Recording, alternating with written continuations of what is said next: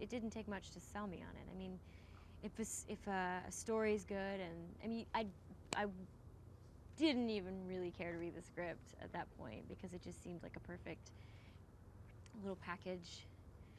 The script ended up being great too, so then it was just one of those gems that don't come along very often, and it's really true to the book, which is special, and I think fans of the book are gonna love the movie. I know they will. It's dogs, it's their smell. It's their, it's their wide-eyed innocence. It's their playfulness and their curiosity, and they just want to love you and be, and they live in the present, and we could all learn from that. That's a big, giant challenge for us humans, to live in the present, and they just do it naturally, and it's a beautiful thing to watch. Denny brings this shiny unpredictability, this adventure to her life that she wasn't necessarily looking for that, but I think it's super appealing, and he's kind of a lone ranger, and that's really appealing too. That's why I think they're kind of perfect for each other. They bring out a lot in each other, and they also show, reflect back the kind of life that they might want. She has a really, really good relationship with them, but once another person comes into Eve's life, I think their instinct is to protect, which is very, very harmful to the dynamic that they create with Denny, especially because not only is he coming into their lives and marrying their daughter, but also he has a somewhat dangerous, unpredictable job, and rightly so, they're a little concerned, but I mean, they're a little bit too much.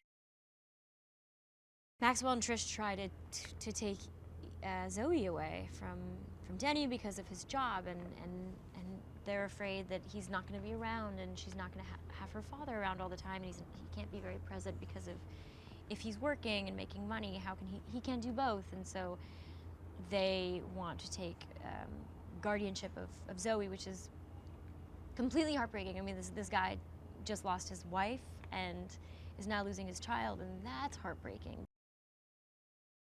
Milo brings a fight, and he's got a lot of strength, and he's very earnest and hardworking, determined, and passionate, and that's what Denny is. So they go together really well, the two of them.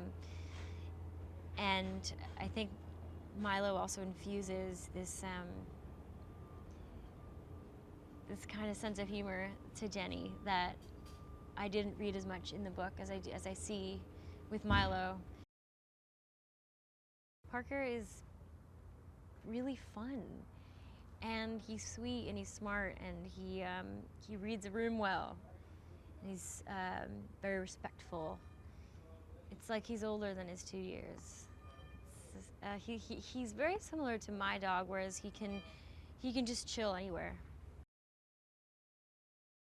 I'm gonna miss playing her mom very much. She is everything I hope my daughter ends up embodying. I think she's somebody that my daughter already looks up to as a 15-month-old, and it's really special when you can make a family movie like this, and you really get along with these people that you're sharing such close quarters with, and it worked out really well in this instance because Milo and I love her.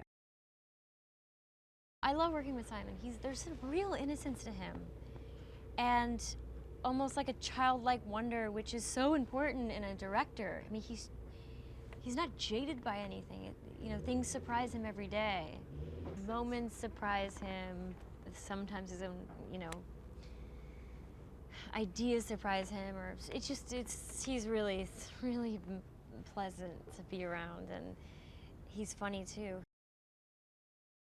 I think a tremendous amount of growth can happen in 2 hours for an audience member, and isn't that kind of the point?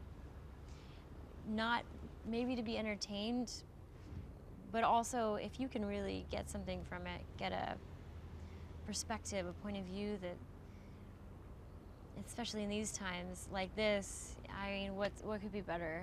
Sharing that with your family when you go see it, and then rescuing a dog afterwards, because you're like, I think I should also have a dog.